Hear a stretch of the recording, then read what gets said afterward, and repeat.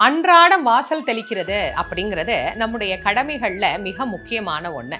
ஒரு காலத்துல நம்முடைய பெரியோர்கள் சாணம் கரைச்சி வாசல் தெளிச்சாங்க. ஒரு நல்ல கிருமி நாசினியாக அது இருந்துச்சு.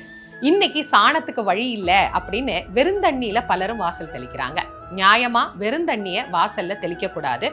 நல்ல காரியத்துக்கு அந்த மாதிரி நாம செய்ய மாட்டோம். அப்ப இப்ப என்ன செய்யறது? நாம தெளிக்கக்கூடிய தண்ணியில ஒரே ஒரு சிட்டிகை மஞ்சள் பொடி கலந்துக்கோங்க.